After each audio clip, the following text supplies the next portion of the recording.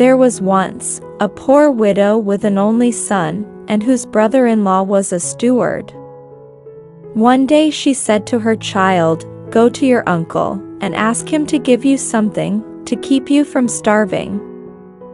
The boy went to the farm, and asked his uncle to help him a little. "We are dying of hunger, uncle. My mother earns a little by weaving, and I am too small to find anything. Be charitable to us, for we are your relatives." The steward answered, "Why not?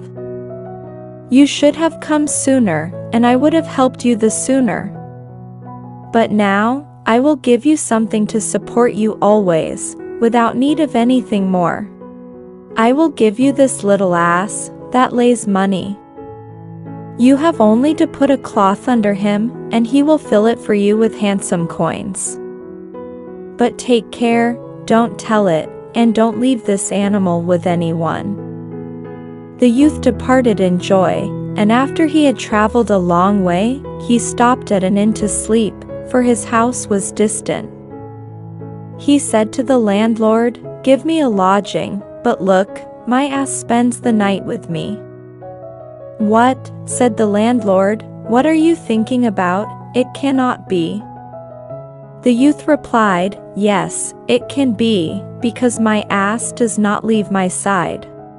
They disputed a while, but the landlord finally consented. But he had some suspicions, and when the boy and his beast were shut in the room, he looked through the keyhole, and saw that wonder of an ass, that laid money in abundance. "Bless me," cried the host.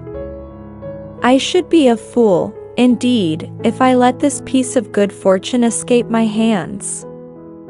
He at once looked for another ass of the same color and size, and while the lad was asleep, exchanged them. In the morning, the boy paid his bill and departed. But on the way, the ass no longer laid any money. The stupefied child did not know what to think at first, but afterward examining it more closely, it appeared to him that the ass was not his, and straightway he returned to the innkeeper to complain of his deception. The landlord cried out, "I wonder at your saying such a thing. We are all honest people here, and don't steal anything from anybody.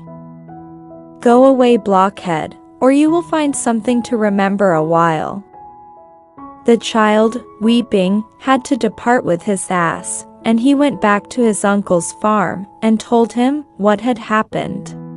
The uncle said, "If you had not stopped at the innkeeper's, you could not have met with this misfortune. However, I have another present to help you and your mother. But take care, do not mention it to anyone, and take good care of it. Here it is. I give you a tablecloth, and whenever you say, 'Tablecloth, make ready,' after having spread it out, you will see a fine repast at your pleasure." The youth took the tablecloth in delight, thanked his uncle, and departed. But like the fool he was, he stopped again at the same inn. He said to the landlord, "Give me a room, and you need not prepare anything to eat. I have all I want with me." The crafty innkeeper suspected that there was something beneath this, and when the lad was in his room, he looked through the keyhole, and saw the tablecloth preparing the supper. The host exclaimed, "What good luck for my inn, I will not let it escape me." He quickly looked for another tablecloth like this one, with the same embroidery and fringe, and while the child was sleeping, he exchanged it for the magic one, so that, in the morning, the lad did not perceive the knavery. Not until he had reached a forest, where he was hungry, did he want to make use of the tablecloth. But it was in vain that he spread it out and cried, "A tablecloth, make ready." The tablecloth was not the same one, and made nothing ready for him. In despair, the boy went back to the innkeeper to complain.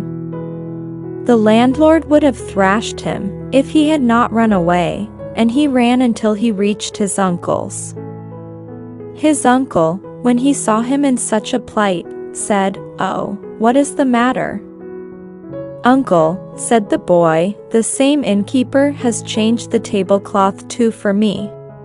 The uncle was on the point of giving the dunce a good thrashing, but afterward, seeing that it was a child, he calmed his anger and said, "I understand, but I will give you a remedy, by which you can get back everything from that thief of a landlord. Here it is. It is a stick.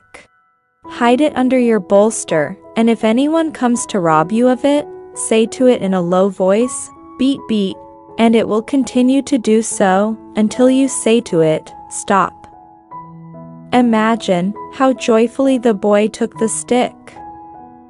It was a handsome polished stick, with a gold handle, and delighted one only to see it. So, the boy thanked his uncle for his kindness, and after he had journeyed a while, he came to the same inn.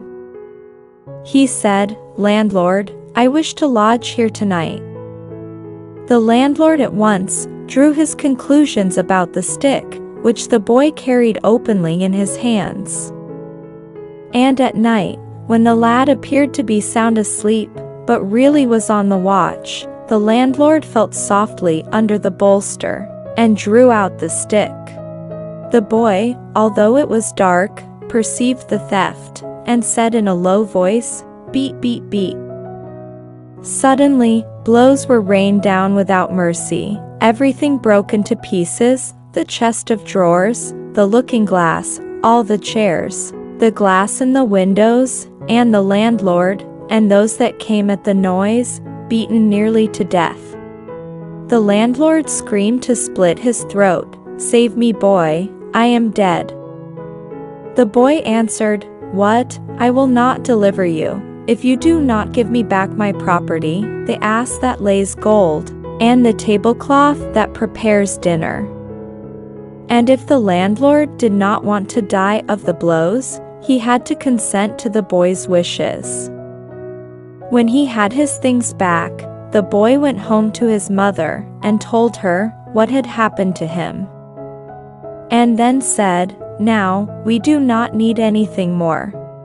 I have an ass that lays money, a tablecloth that prepares food at my will, and a stick to defend me from whoever annoys me." So that woman and her son, who from want had become rich enough to cause every one envy, wished from pride to invite their relatives to a banquet, to make them acquainted with their wealth.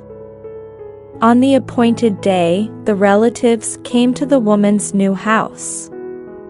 But noon strikes, 1 o'clock strikes, it is almost 2, and in the kitchen, the fire is seen extinguished, and there were no provisions anywhere. "Are they playing a joke on us?" said the relatives. "We shall have to depart with dry teeth."